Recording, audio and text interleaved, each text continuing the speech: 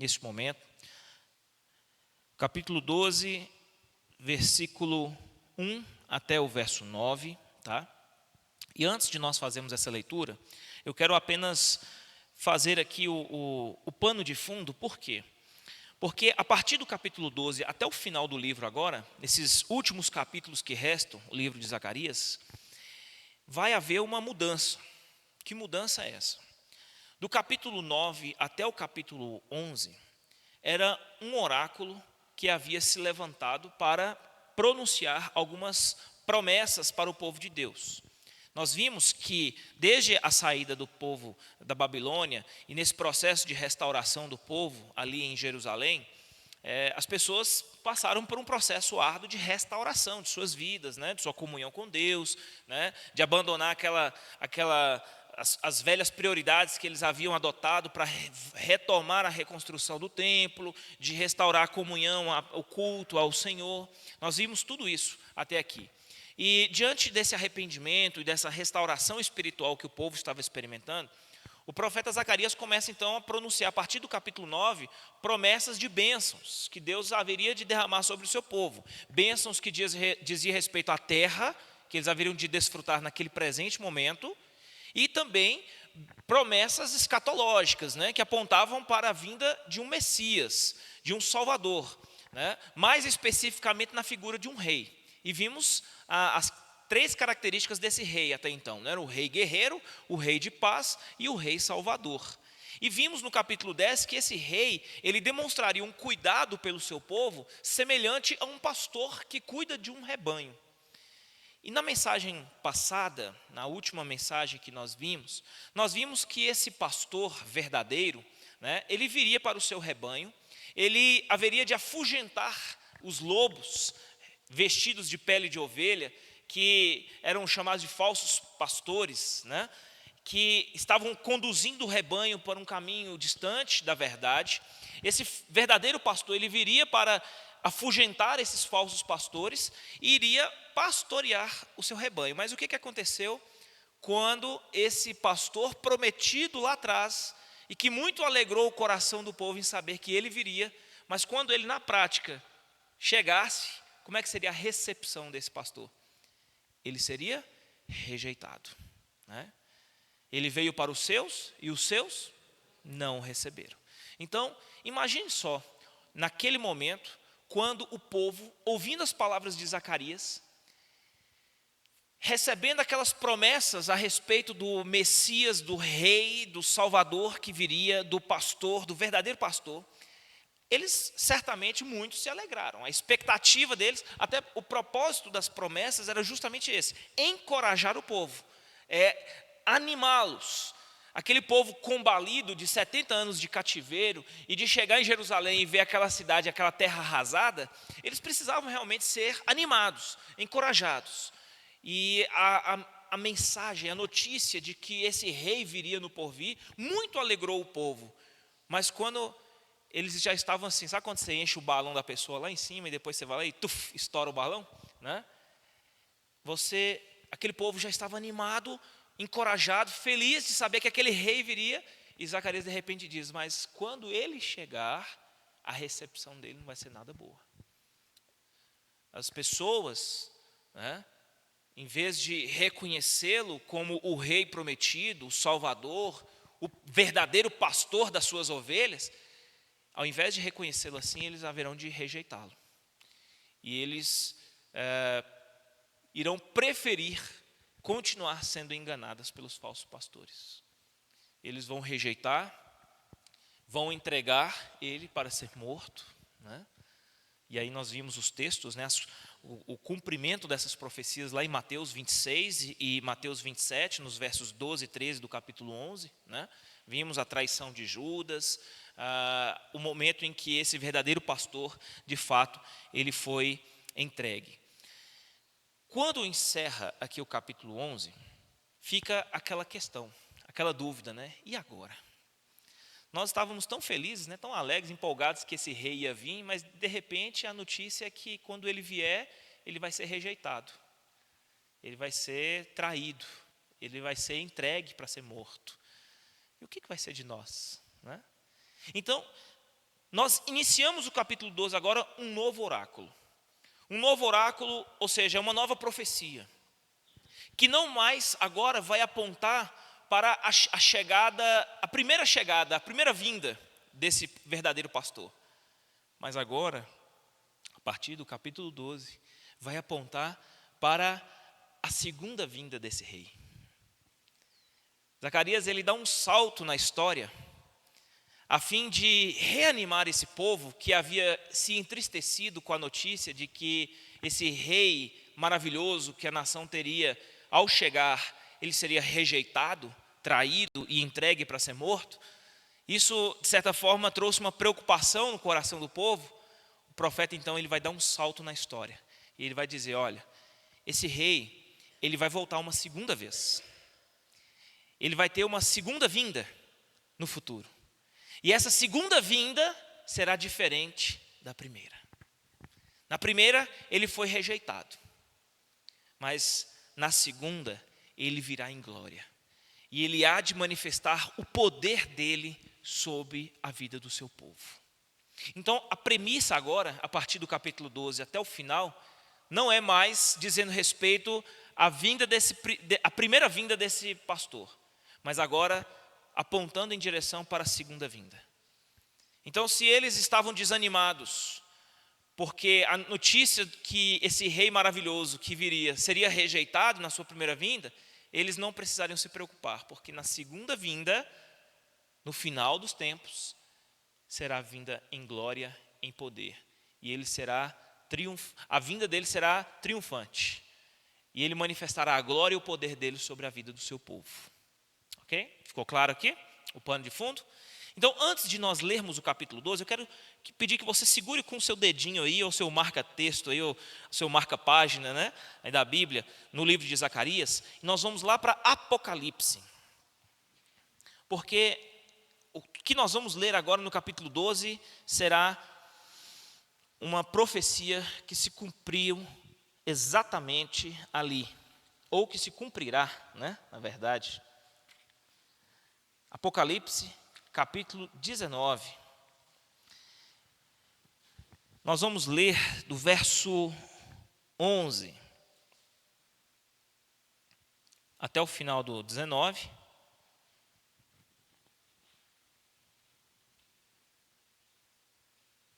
Nós vamos ler do 19, verso 11, até o 20, verso 6. Aí aqui vai ficar bem claro para os irmãos.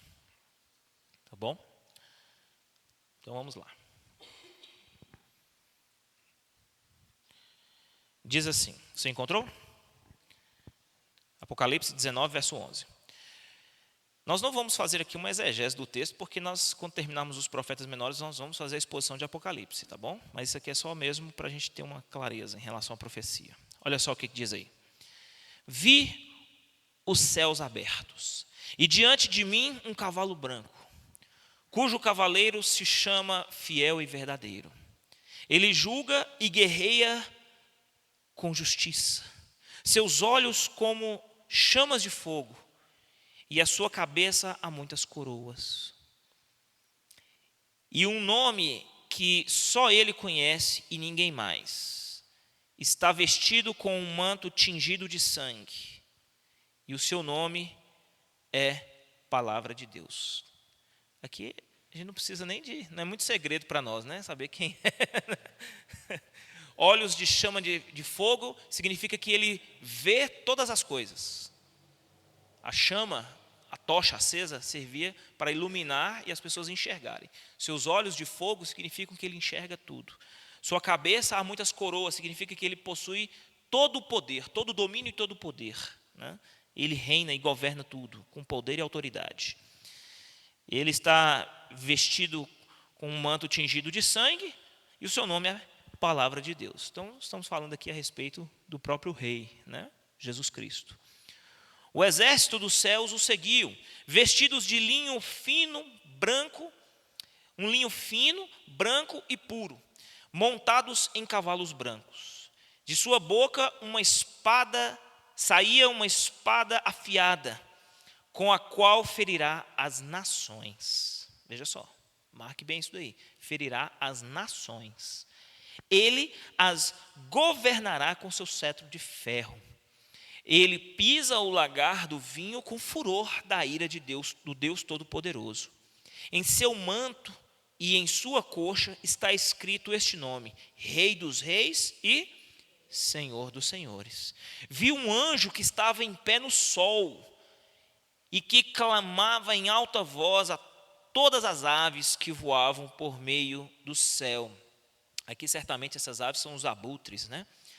Venham, reúnam-se para o grande banquete de Deus, para comerem a carne de reis, generais e poderosos, a carne de cavalos e dos seus cavaleiros, carne de todos, livres e escravos, pequenos e grandes, não faz distinção, né? Então vi a besta, os reis da terra e os seus exércitos, reunidos para guerrearem contra aquele que está montado no cavalo e contra o seu exército. Veja só. O que João ele está vendo aqui? Ele está vendo a grande batalha final do Armagedon, né? Essa é a última grande batalha em que o Senhor vencerá, né? Veja só. Mas a besta, verso 20, foi presa, e com ela o falso profeta, que havia realizado sinais milagrosos em nome dela, com os quais ele havia enganado os que receberam a marca da besta e adoraram a imagem dela. Os dois foram lançados vivos no lago de fogo que arde com enxofre. Os demais foram mortos com a espada que saía da boca daquele que estava montado no cavalo. E todas as aves se fartaram com a carne deles. Vi descer dos céus um anjo que trazia na mão a chave do abismo e uma grande corrente. Ele prendeu o dragão e a antiga serpente, que é o diabo, Satanás, e o acorrentou por 1000 anos. Lançou-o no abismo, fechou e pôs um selo sobre eles, para assim impedi-lo de enganar as nações, até que terminassem os 1000 anos. Depois disso, é necessário que ele seja solto por um pouco de tempo. Vi tronos em que se assentaram aqueles a quem havia sido dada autoridade para julgar. Vi as almas dos que foram decapitados por causa do testemunho de Jesus e da palavra de Deus. Eles não tinham adorado a besta nem a sua imagem, e não tinham recebido a sua marca na testa nem nas mãos. Eles ressuscitaram e reinaram com Cristo durante 1000 anos. O restante dos mortos não voltou a viver até completarem os 1000 anos. Esta é a primeira ressurreição. Felizes e santos os que participam da primeira ressurreição. A segunda morte não tem poder sobre eles. Serão sacerdotes de Deus e de Cristo. Reinarão com ele durante 1000 anos. Agora vamos voltar lá para Zacarias. Os irmãos conseguiram acompanhar aqui a leitura do texto e ver do que se trata essa leitura, né? Esse texto de Apocalipse. Fala a respeito de uma batalha final que será travada, onde a besta, falso profeta, reis poderosos da terra, junto com seus exércitos, vão se levantar para guerrear contra o rei, o Senhor Jesus, aquele que está montado no cavalo branco, junto com o seu exército. E nessa batalha final, o Senhor há de vencer essa batalha. E essa batalha o Senhor há de travar por nós e juntamente com nós, né? Ou seja, nós, juntamente com Ele, travaremos essa batalha, mas Ele é quem vai à frente de nós, é Ele quem vai lutar e guerrear e vencer. Nós triunfaremos por meio dEle, né? Agora vamos ler aqui o texto, para que a gente tenha uma compreensão clara. Capítulo 12, do verso 1 a 9, diz: Esta é a palavra do Senhor para Israel, palavra do Senhor que estende o céu, assenta o alicerce da terra e forma o espírito do homem dentro dele. Farei de Jerusalém uma taça que embriague todos os povos ao seu redor, todos os que estarão no cerco contra Judá e Jerusalém. Naquele dia, que dia é esse?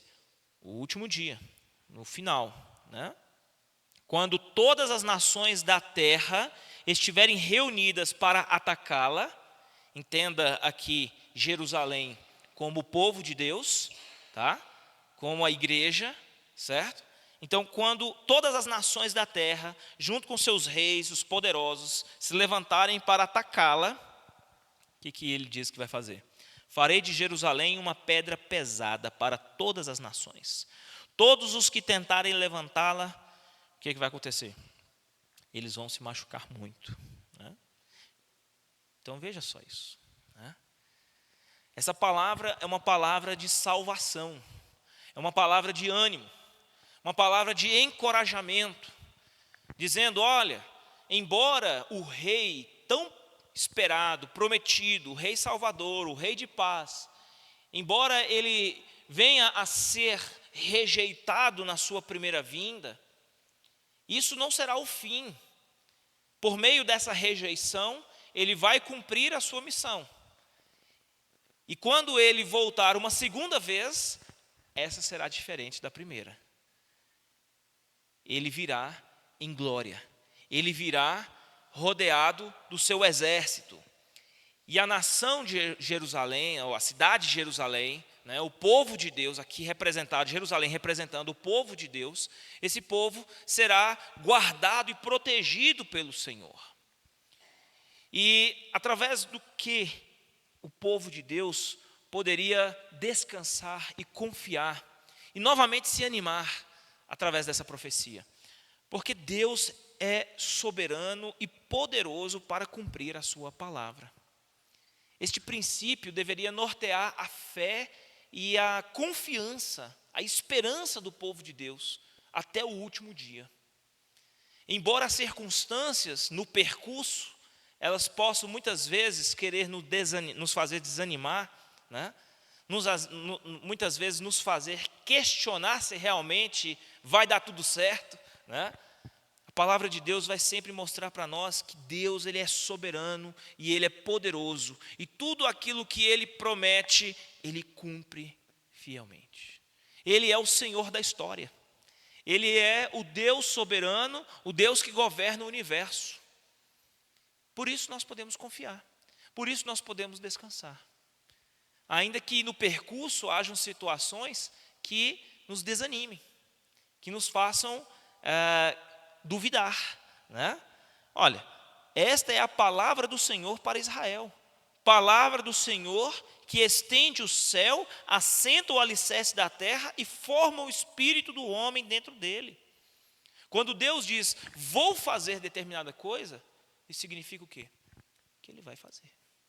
Não importa quanto tempo passe, não importa o que possa acontecer no percurso dessa jornada, as circunstâncias, por mais desafiadoras que sejam, nós não podemos perder de vista que o Deus a quem nós servimos, o Deus a quem nós cremos e nos entregamos e professamos a nossa fé, ele, no final de tudo, ele vai cumprir aquilo que ele disse que vai fazer. As palavras de Deus são palavras de segurança. Não é isso que nós vimos lá em Apocalipse 19? Ele qual é o nome dele, do cavaleiro? Palavra de Deus. Da boca dele saiu o quê? Uma espada. Ou seja, a palavra de Deus que trouxe à existência todas as coisas, que do nada fez tudo. Essa palavra que veio encarnada na pessoa do Filho, o Verbo eterno, né? Essa palavra que transforma, que liberta, essa verdade que liberta o homem, né? Isso aqui, irmãos, é muito importante, sabe? Sim. Sim.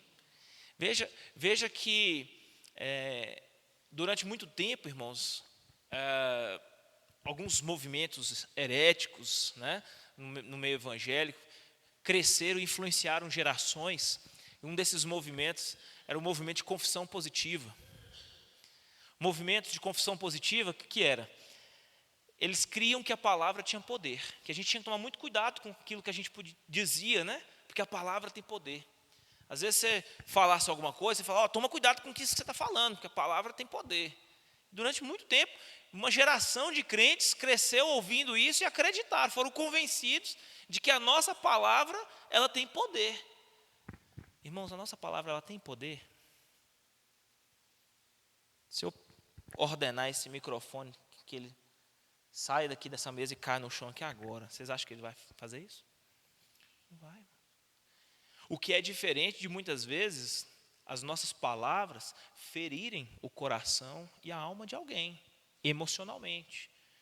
O que é diferente de eu muitas vezes dizer alguma palavra para uma criança e constantemente dizer essas palavras, e essa criança crescer ouvindo isso, e isso de alguma forma influenciar o seu comportamento. Isso é diferente. Isso não é uma questão espiritual, isso é uma questão psicológica, certo? Agora, no que diz respeito ao aspecto espiritual, as nossas palavras não têm poder. Qual é a única palavra que tem poder, irmãos? É a palavra de Deus. A única palavra que trouxe à existência do nada todas as coisas.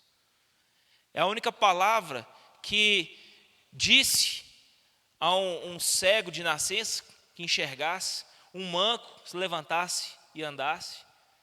É a mesma palavra que regenera um pecador perdido e condenado e que se arrependeu dos seus pecados, fazendo dele uma nova criatura, deixando as coisas velhas para trás e tudo se fazendo novo. A obra da regeneração é pelo poder da palavra de Deus. Então, nós podemos descansar e confiar. Deus fez promessas. E nessas promessas nós podemos descansar. Podemos ter a certeza de que Ele, na sua soberania e no seu poder, Ele vai cumprir todas essas coisas. Mas veja mais o que o texto aqui de Zacarias vai nos dizer. Veja aí o verso 4 e verso 5.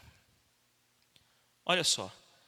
Naquele dia, porei em pânico todos os cavalos e deixarei loucos os seus cavaleiros, diz o Senhor.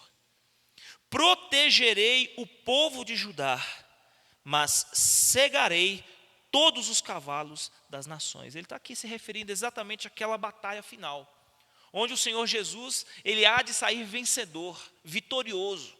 Ele vai derrotar todos os inimigos, todas as nações, os reis, os poderosos que vão se levantar para guerrear contra o ungido do Senhor. Ele vai vencê-los. O poder e a glória desse rei, naquele dia, será visto e reconhecido por todos os seus inimigos. Olha o que o texto está dizendo mais, verso 5. Então os líderes de Judá pensarão, os habitantes de Jerusalém são fortes. Por quê? Por que eles são fortes? O Senhor dos exércitos é o seu Deus. Os inimigos do povo de Deus, os inimigos do Senhor, naquele dia, ao verem a majestade, a glória, o poder desse Deus, desse rei, que guerreia em favor do seu povo, eles contemplarão e reconhecerão, dizendo, olha, esse povo é vencedor, é um povo forte. Por quê? Porque o Deus deles está com eles, o Senhor dos exércitos. Nós já vimos em mensagens passadas que essa expressão Senhor dos exércitos se refere a exércitos celestiais, exércitos angelicais, o que em nada se compara com qualquer que seja o exército humano aqui na terra. Por mais poderoso que humanamente eles possam provar ser, né, diante dos exércitos angelicais, celestiais, eles não são absolutamente nada, né? Então esse Senhor dos exércitos é aquele que guerreia em favor do seu povo. É Ele que em batalha, e o seu poder será visto e reconhecido pelos seus inimigos. Deus, ele vai lutar pelo seu povo, e o seu povo estará com ele ali, na retaguarda. Sabe quando uma criança está morrendo de medo de um cão bravo, de um cachorro bravo, e o pai dela chega exatamente naquela hora e entra na frente entre o cachorro e a criança para afugentar aquele cachorro? Talvez você já tenha tido alguma experiência parecida assim com seu pai, né? De ser protegido ou de um cachorro ou de um valentão da escola, né? De você falar assim, agora eu estou perto do meu pai, ninguém mexe comigo, né? ele esconde ali atrás. Eu acho tão interessante quando eu chego em casa, às vezes eu estou na cozinha conversando com o Tabita, de repente eu tomo um susto, vem Heitor correndo por trás assim, e se enfia no meio das minhas pernas aqui assim, ó. E ele coloca a cabecinha por baixo assim, e ele faz bem assim. Ele agarra minhas pernas aqui, coloca a cabecinha por baixo assim, e, né? Quem é que vai mexer comigo? Meu pai está aqui. Né? Então é assim. O Senhor naquele dia, Ele vai manifestar o seu poder e a sua glória diante dos seus inimigos e vai triunfar na batalha, de maneira que todos os inimigos de Deus vão ver, olha, aquele povo ali é um povo que não tem como vencê-los, não tem como destruí-los, porque o Deus deles, o Senhor dos exércitos, é quem está lutando por eles. Sem dúvida nenhuma, essas palavras são palavras que deveriam dar uma injeção de ânimo para aquele povo que havia se desanimado com a notícia de que o rei tão esperado haveria de ser rejeitado quando ele viesse, né? Ao saber que na sua segunda vinda seria diferente da primeira.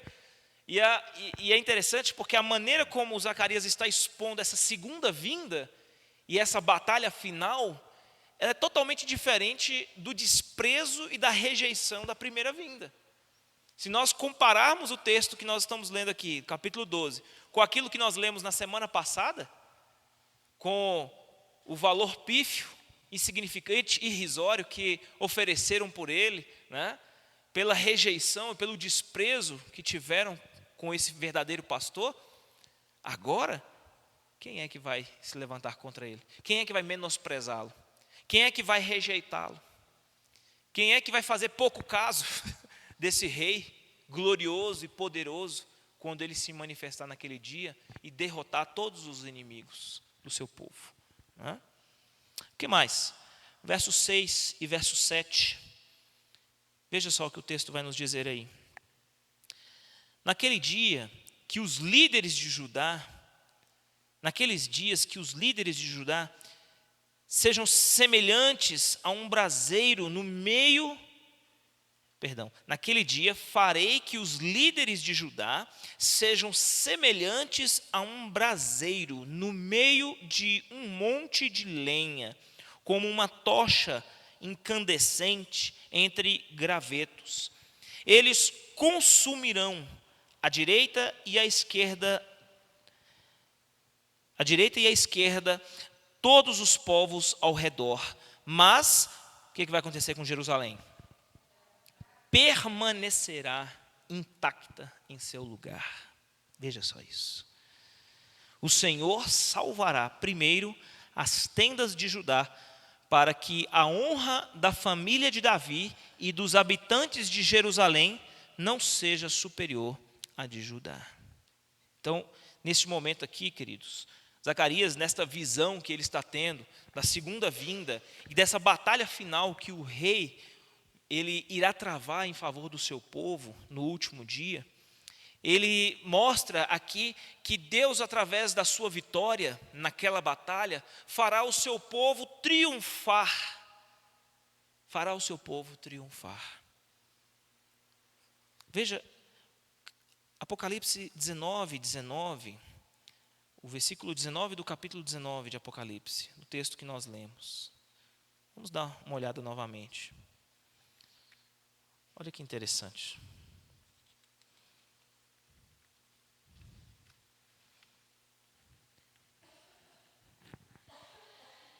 Então vi a besta, os reis da terra e os seus exércitos reunidos para guerrearem contra aquele que estava montado contra o cavalo, montado no cavalo e contra o seu exército.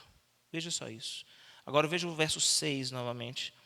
Naquele dia farei que os líderes de Judá sejam semelhantes a um braseiro, no meio de um monte de lenha, como uma tocha incandescente entre gravetos. Eles consumirão à direita e à esquerda todos os povos ao redor, mas Jerusalém permanecerá intacta em seu lugar. O Senhor salvará primeiro as tendas de Judá, para que a honra da família de Davi e dos habitantes de Jerusalém não seja superior à de Judá. O texto está mostrando para nós aqui a maneira como Deus há de manifestar o seu poder na vitória. E diante dessa vitória extraordinária nessa batalha contra os inimigos de Deus e do povo de Deus, ele fará o seu povo triunfar. Deus, ele já havia anunciado juízo antes. Veja que na história, Deus no passado já havia anunciado juízo antes, mas o tempo agora é um tempo de quê? Um tempo de restauração. O tempo em que o povo precisava ser purificado e tratado dos seus pecados, ficou para trás. Mas agora é um tempo de restauração. E nesse processo de restauração espiritual, o povo precisa saber que, sob os cuidados de Deus e sobre a sua liderança, eles estão seguros. E diante de uma batalha que possa nos atemorizar, a certeza de que no final o Senhor nos fará triunfar, ela precisa existir em nossos corações.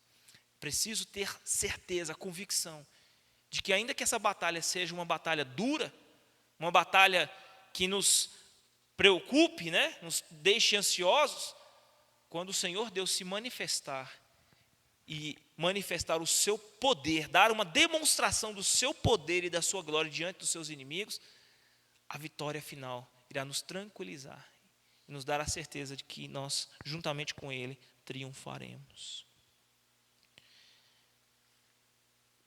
Versos 8 e 9, para finalizar aqui o texto. Veja só. Naquele dia, o Senhor protegerá os que vivem em Jerusalém. E assim, o mais fraco dentre eles será como Davi. E a família de Davi será como Deus, como o anjo do Senhor que vai diante deles. Leia-se aqui, família de Davi, como uma referência ao Messias, o filho de Davi. Promessa, a aliança que Deus havia feito com Davi é de que não faltaria sucessores no trono e que da descendência dele viria um rei, o rei que governaria o povo. Esse rei, o seu reino seria eterno, E Jesus, quando chegou e foi reconhecido por aqueles que o seguiam e que creram nele e andaram com eles, reconheceram claramente que ele era o filho de Davi. E esse rei aqui, o que Zacarias está dizendo no final do texto aqui? Que no final da batalha, Deus provará ser a força do seu povo. Deus é a fonte da força do seu povo. Veja o verso 8. Naquele dia o Senhor protegerá os que vivem em Jerusalém. Todos aqueles que pertencem ao povo de Deus, todos aqueles que andaram nos seus caminhos, que creram nele, que se esconderam, como diz o Salmo, à sombra do Altíssimo, à sombra do Onipotente, descansará, como o Salmo 90, que fala. Então, o povo de Deus encontrará refúgio sob a liderança desse rei, e ao final dessa batalha, ao triunfar na vitória desse rei que liderou seu povo, eles serão renovados nas suas forças, revigorados, protegidos, guardados por eles e revigorados. Verso 8 diz, e assim o mais fraco dentre eles será como Davi. Verso 9 diz, naquele dia procurarei destruir as nações que atacarem Jerusalém. Queridos, certamente, não somente para o povo de Israel naqueles dias, mas, sobretudo, para a igreja do Senhor, uma vez que essa profecia aqui está se referindo à segunda vinda, do rei, do Salvador, do Messias, essas palavras devem ser palavras de ânimo, palavras de encorajamento, palavras de esperança, palavras de certeza de que o Senhor, Ele virá uma segunda vez. E a sua segunda vinda não será como a primeira. Ele não será mais aquele pastor que veio cuidar das suas ovelhas e que foi rejeitado pelo seu próprio rebanho, que foi menosprezado, desvalorizado. Não, quando ele vier, ele virá montado sobre o seu cavalo. E ele há de guerrear pelo seu povo. Ele irá destruir os inimigos, proteger o seu povo. E sob a sua liderança, nós estaremos seguros. Seremos renovados nas nossas forças. Amém? Que essa palavra de Zacarias, dirigida ao coração do povo para reanimá-los e revigorá-los, na certeza de que Deus é fiel e soberano para cumprir as suas palavras, elas também sirvam para nós hoje como palavras de renovo, palavras de esperança, que nos revigoram nessa alegre expectativa pelo encontro com o nosso Rei. Amém?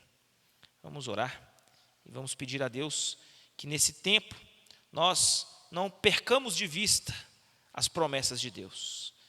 Que nesse tempo, nada nesse mundo possa nos fazer distrair.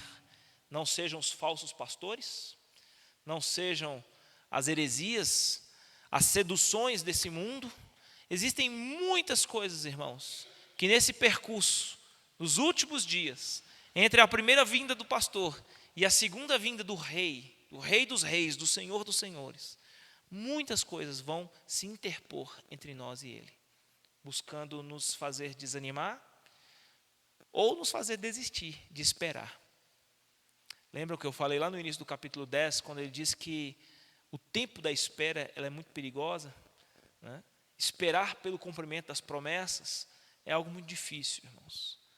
No meio do percurso nós lidamos com muitas situações que podem nos fazer desanimar, desistir, podem tentar nos convencer a abandonar esse caminho. Mas nós não podemos perder de vista, como Paulo disse em Romanos, com os nossos olhos voltados para a esperança da glória. Esse deve ser o nosso foco, né? A esperança da glória. O Senhor, Ele não muda, como a irmã Gislene disse aqui, Ele é o mesmo ontem, hoje e será para sempre o mesmo. E se Ele prometeu, Ele vai cumprir as suas promessas. Amém? Vamos orar e agradecer a Deus por isso. Vamos pedir a Deus que nos abençoe. Pedir a irmã Valquíria que esteja fazendo essa oração por nós.